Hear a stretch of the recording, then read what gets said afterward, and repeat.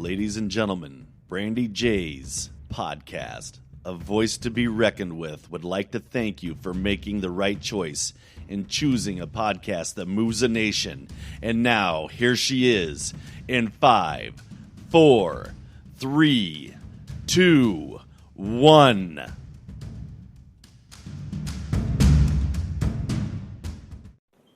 You're tuning in to Brandy J, A Voice to Be Reckoned With. My guest today is Jack Holleran. And yes, he is back, guys. So let's give him a welcoming ear.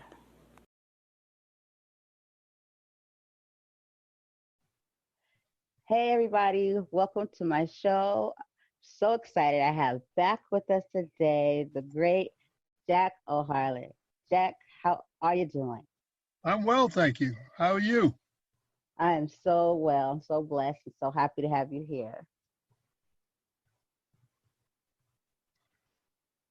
So how's life been treating you? What's been going on lately?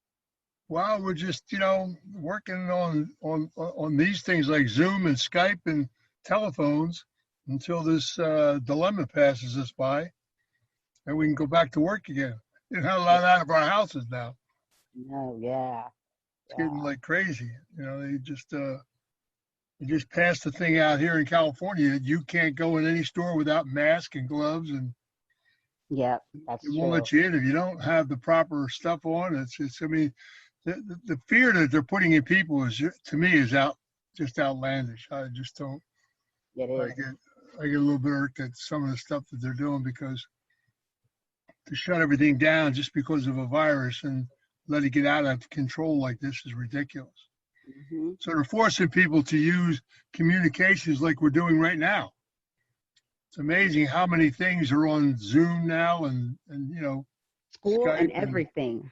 That's yeah. my school I work at. The whole school, I have to call parents to set the to give them the password, and all the kids are learning on Zoom. It was so much that it's the way it's getting to be like a new way of life, and it's just not good that people just aren't out, commuting together. It's just but hopefully it'll change. I think there's more behind this than just this virus. I think this the whole banking scenario, and I mean, from what I see and the things I'm doing worldwide, there's a lot more going on than what they're telling people. I totally agree. But to put this kind of fear in people is what irks me, Yeah, it was really making me mad the other day. I had to turn off the TV. I couldn't find my remote, but it really got to me that they just kept spewing out the numbers of deaths. All they kept. They weren't talking about anything else. No condolences. No, anything. Just kept. No, they're just doing a fear deal. This is, and then they're telling you that, that they're going to put out a vaccine, and if you don't get vaccinated, you'll never be able to get your driver's license or anything else. And I will not be dictated through that way. That's insanity. I don't like that at all. You know what else I think, Jack? I think personally, because like you said, people, they're putting fear in them, and they're actually, like you said, you won't be dictated, and they're seeing that people are actually going to do these, and people are, and they put us in the house, and they leave you with your TV and all your electronics. You see, everybody's giving you a pass on your bills, your TV. Nothing's getting shut off. They need us put away in this house, looking at that TV, because some people can't help themselves. That's not healthy to just listen to this mess. And then everything they they suggest, because they suggest it kind of like you don't have to do it, and then people do it. So then they give you something else, and everybody just flowing with it, and nobody's stopping to say, wait a minute, let me think for myself here. Yeah, it's just not. I just don't buy it. I'm sorry. I guess I'm too old school. Yeah. I just don't buy it. I think it bothers me. What are we going to do? How much are we willing to do? Yeah, it's just they wanted to. I mean, I knew there were a lot of changes in banking and corporate structures and stuff that were going to happen, and it's been coming. I didn't know whether I'd live to see it, but there's a lot of CEOs that have stepped down because they all got caught in all the cheating and stuff that's been going on for the last 20 years. And a lot of things are going to be exposed, supposedly, but we'll see. We'll see just where I mean, they're doing all this confinement for a reason, Oh yeah, and it's that's what's going on. it irks me because we're in the middle of doing some really good stuff, and now they've like everything's just shut down, and I don't like it when they put fear in people the way they're doing it. It's just Yeah. I think it's nonsensical. And there are antibiotics you can take that wash this virus out of your system. I mean, I'm not saying there's not a virus there, but I think it was implanted. But people die from viruses every year, and they're making such a big deal about this one, and it just really. And then they don't have the proper testing, so you don't know how many people really have it, or what the dilemma of it is, because there's no proper testing kits in places, and that's ridiculous. Yes. Very, It's just very totally ridiculous. ridiculous. So it's and there's so many things. The media are really naughty in certain ways where they put out so many conspiracy theories that they've got everybody so confused they don't know whether the right hand's looking at the left hand. Exactly. Yes, very much so. Because I get different stuff from everybody, and everybody's kind of like they don't know what to think. Well, it's And like I have a sister who's like a nurse practitioner, like close to a doctor in New Jersey, and they want her to see patients on Zoom. How do you take a patient's temperature on Zoom? How do Wow. how do you do certain things? She said it's kind of ridiculous what they're doing and the way that Wow. they're doing it. And then they don't give you the proper tools to play with. It's how can you have honest numbers if you don't have the testing equipment to test people properly? And there are a lot of people that are surviving this thing. Yeah. You know, there's They a and lot of people. elderly people too. Elderly Oh people. yeah, I mean Prince Charles, and there's a lot of notary people, but then there's a lot of people they come out with this theory that computers like we're doing right now are causing this virus. And Yeah, in England, they radiation. burnt down like 5 or 6 towers, which Wow. cut off all the communication. When you burn a tower down, people can't communicate. So that puts more fear in people. I mean, it's just ludicrous what it's gotten out of hand. Yeah, it really has. I remember it first started off with the whole toilet paper. That was the first thing like people said. My son called me at work. He said, "Mom, Walmart, the whole store is out of toilet paper." I was like, "What?" He said, "Yeah." He said, "They're saying it's doomsday in here." All And he was these like, stores, I mean, you can't, are you telling me that the corporations, the companies that manufacture that can't get a constant supply into stores? That's "That's what I ridiculous. said." And I That's thought utterly that too ridiculous. about the Utterly medical ridiculous. supplies. I was like, "How don't you have any more? There's somewhere that makes it, so just have them keep making more." Well, problem is that a lot of stuff is made in China, Mm, true, and true, they very don't want the stuff coming from China because they think it's contaminated. I mean, it's like a bang on effect of yeah. what's going on here. It's just kind of really, really ridiculous, boy.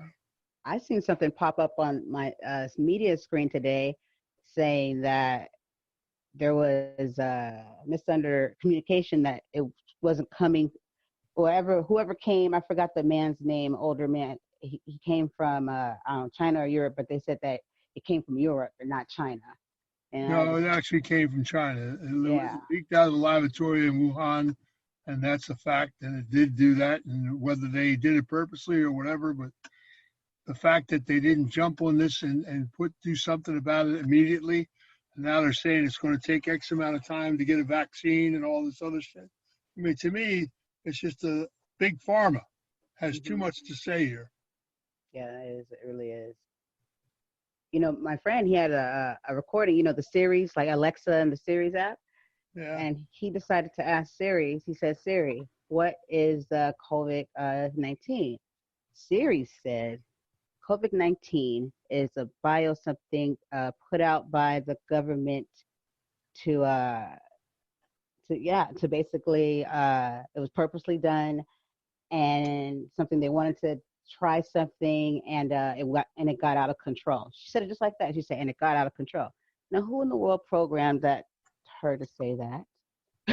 There's so many, you got so many theories that the media run down the street with every Tom, Dick, and Harry, and that's just instilling fear in people. And that to me is really the cruelest thing they're doing. Yeah. And that's how you do it, because you get people fearful. I mean, they have here. I live at the beach here, and the beaches are closed.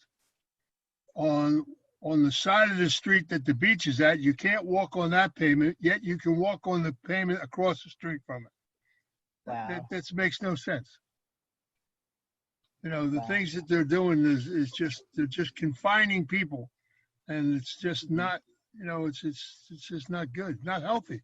You have to be outside to get vitamin D from the sun. Yes, air, all that. To build your immune system. I mean, all this stuff about your immunity and washing your hands 1,000 times. And I mean, God, when I was a kid, we played in the dirt all day long. And you're fine.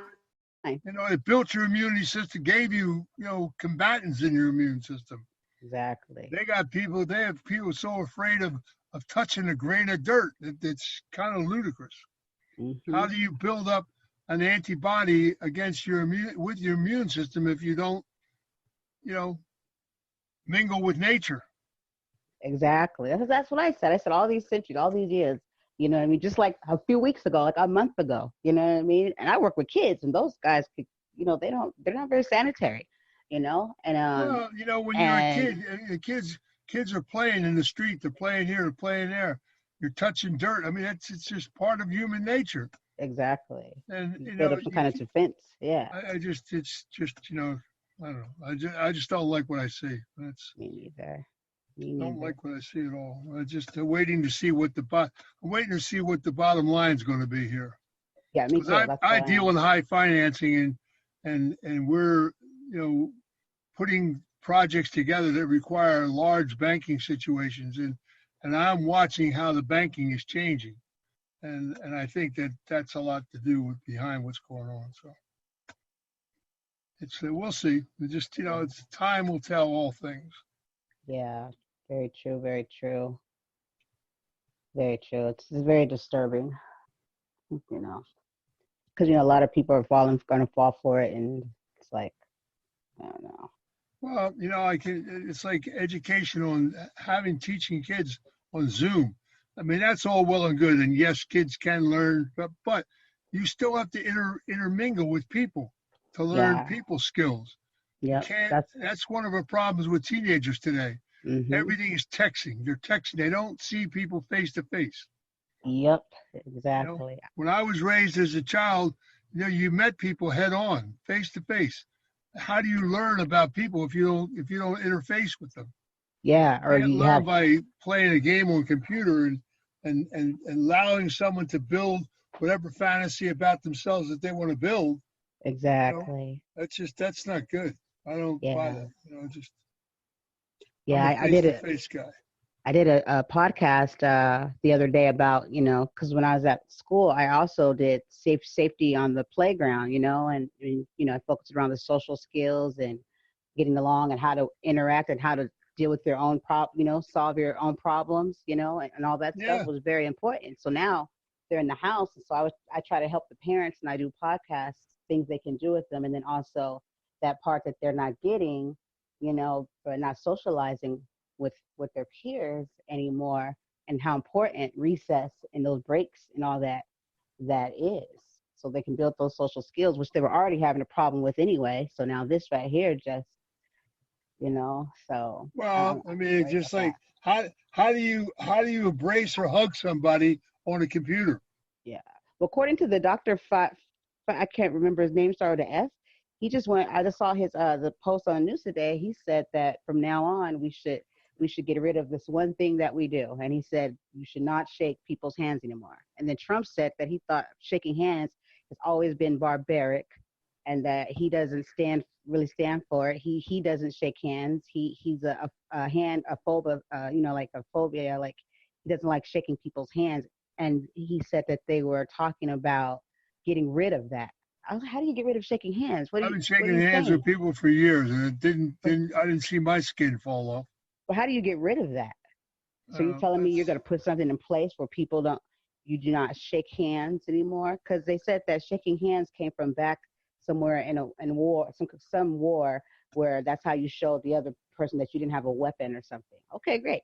But you can't stop people from reaching out and shaking someone's hand. I don't see anything wrong with that. Okay, great. Wash your hands. But Listen, if you go back in time, and you go back way back in time, people embraced each other. mhm. You go certain Italy and Europe, and you go back years and years, centuries. People not just shook hands; they embraced each other. Yep, When exactly what I was saying. they They're taking greeted that people, away. they embraced each other. So now you're telling me that shaking hands is a separation point.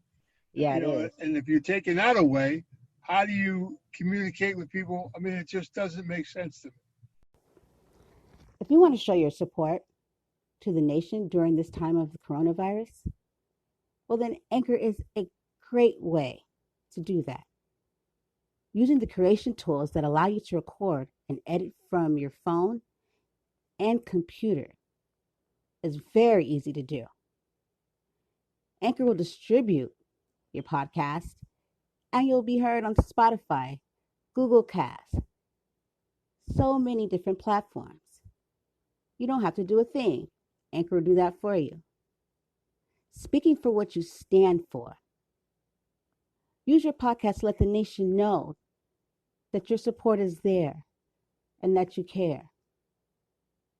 Anchor is a free app, and you can find it right on Google Play Store, or go to your web browser and put in anchor.fm.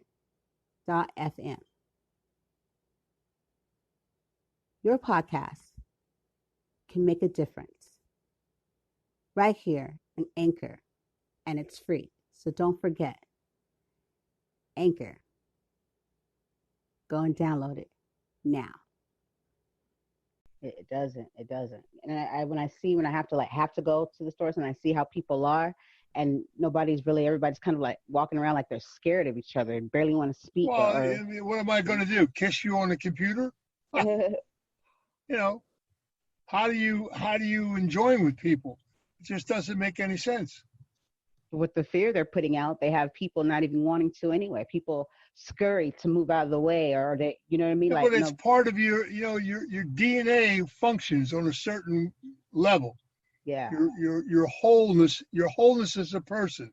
You have outlets that you have to do, and if you don't do them, then you have a lot of backup confusion in your brain.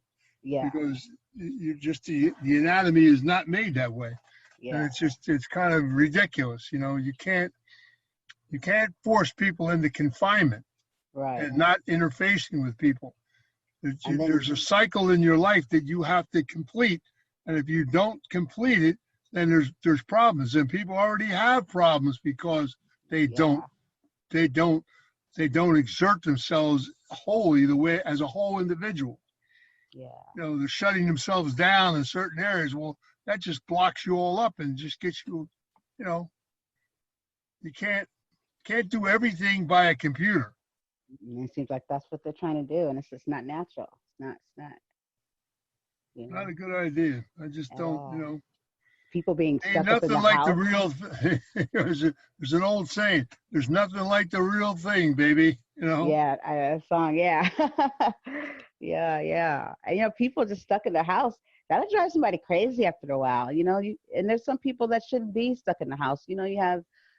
I was concerned about the kids that school was the better place and it wasn't a good home, and then the domestic violence. It just, there's so many situations that are out there, and to just have someone just in the house not being able to the whole scenario of the school system has changed so much from when I was a child in school, and I went to Catholic school as a young man, and we had 80, 90 children in a classroom with one nun. And you learned. I mean, you could hear pins drop in the classroom. And, it's just, you may have had a much sterner way of doing things, but you learned how to read and write and understand. A lot of things were the discipline that was extracted out of nuns and stuff like that. People say, well, you can't raise your hands to it. Well, that's, to me, discipline is discipline. And it didn't hurt me when I was a kid. Me neither. It helped me, actually, Well, actually, and I'll tell you the truth. If a nun smacked me in school, and I went home and said I got hit in school, and they said, well, you must have done something awful bad, and then you get another beating, So it was just kind of the word. What's missing in our society today, amongst kids and amongst people, is the word respect. Oh, for sure. And if you don't respect yourself, how are you going to respect somebody else? You can't. And if you don't interface with people, how do you know who you're respecting or why? Exactly. There's no lesson there. You're not learning. You understand? It's the way. It's like, okay, they just did a film to show you how they take and explore things and do their own version of it. They just did a film called The Irishman, Scorsese, and told a story, and that is totally Hollywood. You understand? Yeah. The story that they told is not real, because I knew Frank Sheeran. He was from Philadelphia, and he did not kill Jimmy Hoffa, and he did not kill Joe Gallo. And they have him professed as being this hitman. Well, that's a lie. The whole story is made up by Hollywood. It was well acted and all that. Well, good, but they're putting Hollywood stories out there that aren't real. Right. And stuff like that always bothered me. And, it's just that's why we wrote the book that we wrote, because we're going to tell the truth about a lot of things that went on in our society. Yeah, I remember we spoke about that. So how is that coming along? So it's all well. We just need to get rid of this shutdown so we can get on with it. Yeah. Where it's everybody's very excited about doing this, because we're going to tell the truth about a lot of things that happened in society, including Kennedy's assassination. Why and what really happened that day, and why it happened. And there is a real reason. And they come up with 20 different scenarios, and the media, once again, has diverted everybody's thinking away from. You understand? Yeah. The one bullet theory, that's all hogwash. Oswald wasn't even in the building. He was a patsy that was used. Wow. So there's, and the media sold it to people. Now, years later, every 10 years, another bit of information comes out and tells the truth about things. John Kennedy was shot 3 times that day, not once. Wow. And that's been verified and come out medically proven. So, Jack, basically what people, what we have to do as a people is start researching and educating ourselves to and just not buy into whatever. Well, the media, people sit in front of a television every day watching the news, not understanding that news is made to win awards. They don't tell you the truth of what's really going on in the world. They tell you what they want you to know. Yeah, I just told my son that the other day. And people sit there glued to that thing, and they swear to God, this is what's real, this is what's happening. Well, I was in Dallas the day Jack Kennedy got killed. I was there. So you're not going to tell me what I know, what I've seen, and what I really knew happened. Yeah. You understand? Yeah. And the fabrication that they come out with in the Warren Commission and all the other stuff, it was all media driven. And none of it the truth. Wow. Yeah, I just had this talk with my son the other day. That's the reason why we're writing the books we're going to write. We're going to tell the truth about situations that happened that were main turnstiles of our society, things that caused things to turn wheel and happen. You understand? Yeah. That's awesome. Because been lied to for too long. Well, So I many was lies. raised around people that Meyer Lansky and Frank Costello, and I knew these people, Charlie Luciano. And there were people of a serious commitment in life. My father was assassinated in 1957 because he wouldn't go in the dope business. He controlled all the ports of America, and he said, we're not bringing that shit in through my ports. Ain't happening. And they tried to tell him, Albert, it's all about money. It's about business. He said, I didn't sign up for this. And when you see The Godfather and they went to Brando, and Brando said, if we touch it, our children will touch it. It'll be a downfall of the families. My father said that. Wow. And it was true because people forgot how to make money. And they got involved in this drug orientation business that is just so ludicrous. And it's sad. And the addictions that are there, and you can't tell me that people haven't turned to look at. They have so many holistic things that work today that worked 100 years ago. Yeah. But Big Pharma got involved. Yeah. People don't. Let me ask you a question. When do you think the first prohibition of this country was? What was the first prohibition in America? The alcohol. No.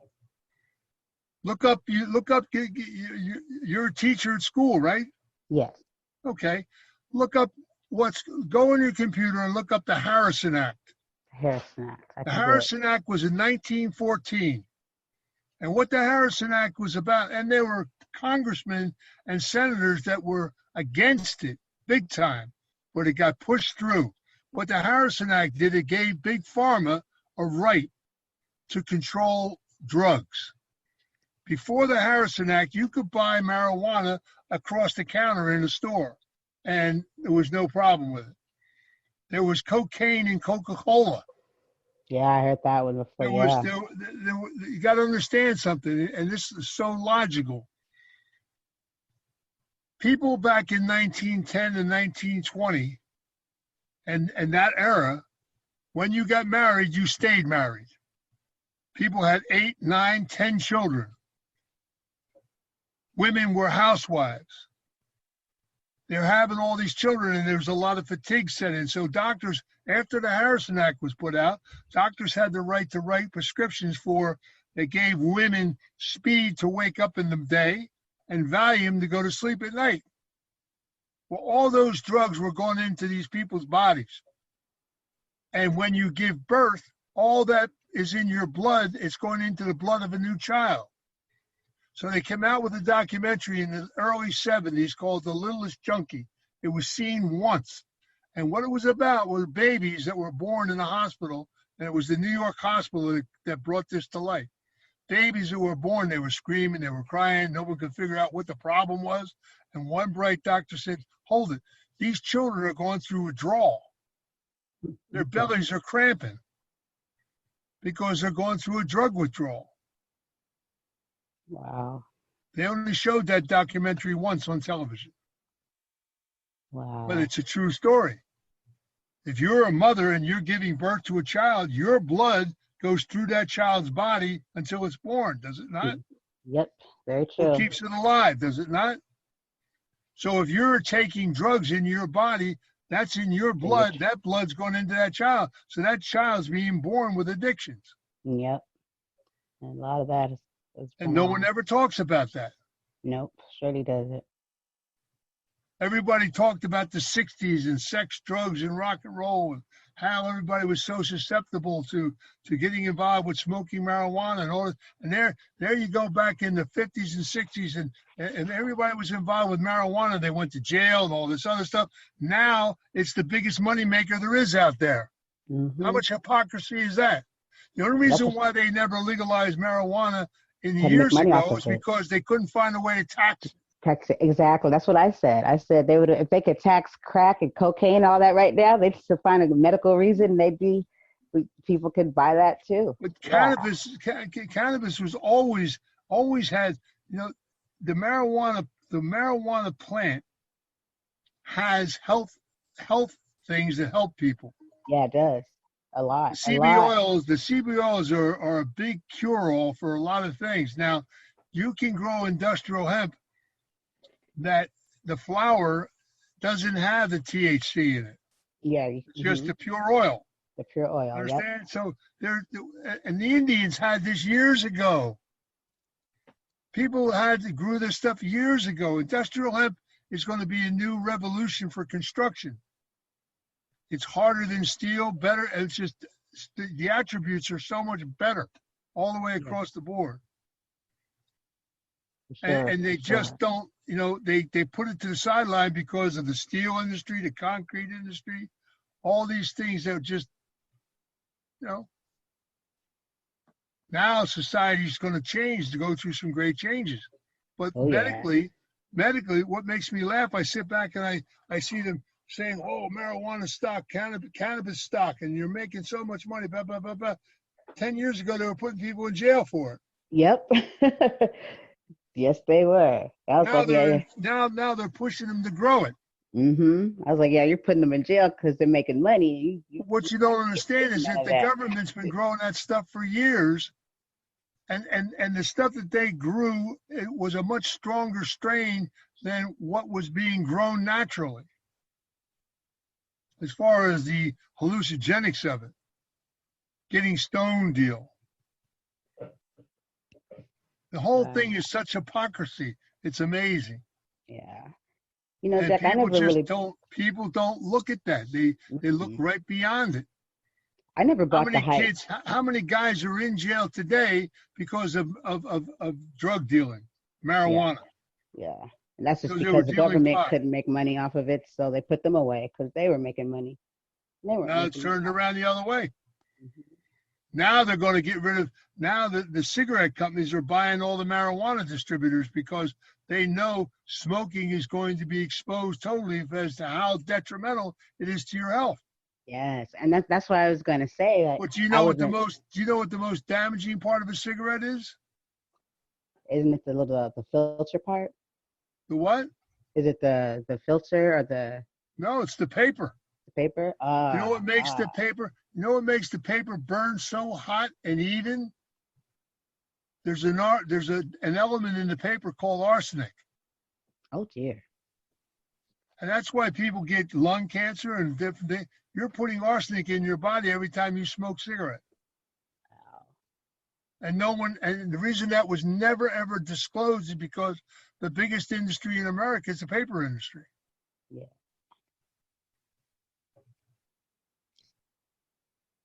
Yeah, that to me, that's why I never really bought the hype with the whole marijuana thing, because I was like, well, but you sell us poison, cigarettes and alcohol, you know what I mean? So how do you justify not, the marijuana?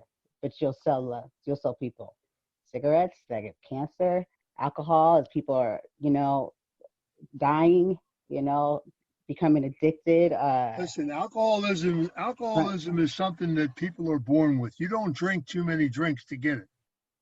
It's a disease that a person is born with, and it's an addiction, and it's a craving that they cannot turn away. But there's a solution for it, and there are people who have put it down, and they go to meetings, they do the things they need to do in a day, and they haven't touched a drink for years. Yeah, I have a lot of friends that are you understand? in AA and NA, and it works. And it works only if you work it, only if you put it in your life, and it's a daily deal. Yeah, for the rest of their life. Yeah, for the rest of their lives. Yeah. Not a cure. It's something that you have to do every day. You have to want it. People, it just makes me, I just, the hypocrisy about things is diabolical. Yeah. Diabolical. So I just, and the ignorance of people, how they approach things and how they, and the separating people away from people is one of the things that's creating tragedy. And one of the greatest things our country had was democracy, freedom of speech, and that started to change back in the days when they put welfare in place. Mm-hmm. Because prior to that, if you had a problem, your neighbor next door helped you out, or the guy down the street helped you out. Your neighborhood played together, and then they come out with welfare, and it separated people and formed what's called socialism. Yeah. Because people started dependent on the government instead of their neighbors. You understand? Yeah. And as simple as that sounds, that's the truth. Yeah. And when they got away, the government wanted to get away and have each state be accountable for their own welfare division. And this happened in Chicago. In Illinois, when it was taken over by the private sector, they said, we're going to get down to the bottom of this, and they made it available for a person to learn how to work. All right. And they took an example of a woman. And she said, well, I've got a couple children at home. I can't do this. I can't take classes. They said, we'll put the children in an educated confinement during the day while you're in a classroom learning how to work. And, well, I don't have the proper clothes. They gave her they gave her glasses. Well, I don't have the transportation. They got her there. She sat in the classroom for a week and got up and walked out. And the guy said, where are you going? She said, I cannot learn how to work. And they said, well, if you don't learn how to work, then we're not going to give you your welfare check. Oh, yeah, the government will take care of me. I don't need this. Wow. And she walked out of the door. Now, when Roosevelt and them were in place, if you were going to collect welfare, you went out and cleaned up the trash, or you fixed holes in the street, or you did something. You worked of some nature. You understand? Yeah. And they got away from that when they started giving money away in welfare. And I knew people, I'm a street guy. So every hustle in the street I am very aware of. And I knew people that used to live in Delaware, Wilmington, Delaware, and they would get on, and these are women, they would get on a train and they would go up all the way up towards Boston and stop at different cities where they had an address and they were collecting welfare checks. Scam. Yeah. There were more scams involved in the welfare business. Unbelievable. Yeah. And that's why now, today, a lot of people, working people, they have this stigma towards people that get food stamps and stuff. They have this resentment, and they think they're all the same because of how some people play the system. And I see people come up to me and try to sell theirs and for cash and oh no, they played the system terrible. It's unbelievable. But nobody wanted to look at it. They let it get out of hand. Uh-huh. So again, you're talking about hypocrisy. Yeah, let it get out of hand. And also something I thought and I seen and too. The reason why the government let it get out of hand is because it separates people and it causes confusion. Mm-hmm. The reason why you have people getting elected and some people not being elected and should be elected is because people don't turn out to vote like they used to. Nope. Ever stop and think about that? Yeah, actually, we did a show on that too. A lot of people kind of not wanting to vote or saying, "What's the point?" Or Listen, not really taking that. They make me laugh. They called us gangsters when I was a kid, and it makes me laugh like hell as to who the real gangsters are. Yeah, you know exactly who they are. I watched the changes happen in our society. And I remember when, and one of the reasons why we're doing these books and the movies and series that we're going to do is because I'm going to show how in the beginning, 1900, we're going back to when organized crime was put together, the government, industry, organized crime, and unions were all partners. And the money that they made illicitly in the street, they put back into the growth of a nation. My father ran all the waterfronts, the unions and everything. They created jobs for people because their original source of income was loan sharking, gambling, extortion. If you didn't have money, how could you pay them? So they made sure you went to work. Mm-hmm. You understand? just like the number business when they used to write numbers in the street. Your chances of winning the numbers was 1,000 to 1. Do you know what your chance of winning the lottery is? Probably a little bit less. I mean, 25 more. million to 1. Oh, yikes. Oh, I haven't won yet. So people that played numbers every day for a quarter or for 50 cents, and if they hit the number of the day, and they wanted winners. So if you got $100, you bought a gift for your family, you had money to do something. It's a whole different scenario. There were number writers in every neighborhood who took action, and if you were a family that needed $100 or $50, they would lend you the money. All that was wiped out. When Nixon made bookmaking a felony, there were housewives that used to sit at home and answer the phone, and they would take the numbers down. They were just like an accountant, and they would write all the slips. They'd fill out all the slips.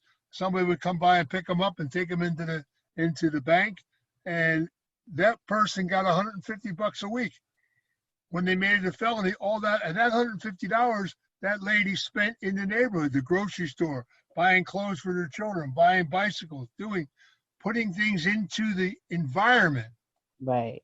That was all taken away. One swoop, boom. Wow. Because you got 6 months automatically if you got caught bookmaking. So anything someone can do to take care of their family, You understand? It became illegal. Instead, they come out with the lottery. And So you say, where's the money? Where's the money from the lottery? It was supposed to do this. It was supposed to do that. Let's go to education. Where is it? It's not in education, I tell you that much. You understand? So the hypocrisy once again. Mm-hmm. Yep. So that's why we're writing the books, that we're going to tell the truth. And it's time for people to really open up their minds and understand that there is reality here. Mm-hmm. We've been unplugged from the matrix, I said. I did a show. I said, now we're physically unplugged because we have no choice. Now let's go ahead and mentally unplug yourself and start thinking. Use this time you're in the house, to get a grasp. And because, people are moving all the time and working, or you're stressing because you got to take care of the family, or you're in your phone. Everybody's in their phone, distracted from the bigger picture, what's going on. You're not thinking for yourself, and it's kind of like, you believe anything, you stand for nothing, you just fall for anything they tell you. Everything from the news said, they said. I said, who's they? I don't know them. I said, that's what they said. That's what I tell people. And they say, that's what they tell us. I don't really know. You know what I mean? They tell us anything. They pick and choose what they want to put out. For like hours right now in my living room, they are still pumping out numbers of the death toll. But on the other hand, they're saying a whole nother state is letting up on their lockdown, which had high numbers. But over here, 2 more weeks, and we see the peak going up more next week in California. I was like, kind of sense does it even make? How do you even know? They don't have the proper testing equipment, the proper masks, or all this mask stuff and everything. It's just social distancing from each other. It's just, to me, just they're putting fear in people that is very sad. It's going to be a hard turnaround, boy. Not good. Yeah. So, but whatever. Yeah. Anyway, that's my take. 2020, welcome. Oh man. But hey, on a better note, that it's awesome to have someone like yourself and people you're working with that's willing, you know what I mean, and desires to give people the truth, because some people wouldn't even care. Some people know things and rather sit on it, and rather than empower and inform people so they could, be aware. I'm aware of that. I watch the changes every day, and I just shake my head. It's just so sad how they've allowed corporate world to rob people in everyday life. And the biggest thief of all is Big Pharma. They're manufacturing drugs that are killing people. Yeah. And there's no doubt about it. The statin drugs kill people. Whether they want to ever admit it, they're killing people every day. Yep. I just, I shake my head. I just, you gotta do what you gotta do. But anyway, yeah, I looked nice up, talking to you, lady. It's always a pleasure. It's always a pleasure. I like talking to you, because you always you bring something, you bring knowledge, you bring facts, Well, you can get in touch with me anytime you want. Yes, and I appreciate you so much, and I'm definitely want to read all your books, and I would love for you to come back every time and I want my show to be a place where people get something from, they get truth from, because you call me anytime you want, Brandy. I appreciate it. I love you, and I'm so blessed to know you, and you keep doing what you're doing, because we need you. Needs to be done right now, boy, that's for sure. Yeah, for sure. And if you need me for anything, I'm down, Jack. You take care. Have a great day, you hear? You too. I'll talk to you later. Bye. Okay, bye-bye.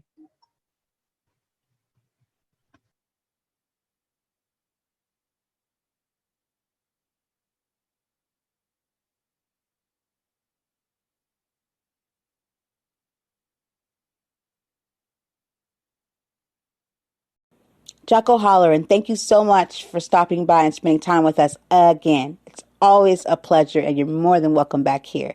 A voice to be reckoned with Brandy J.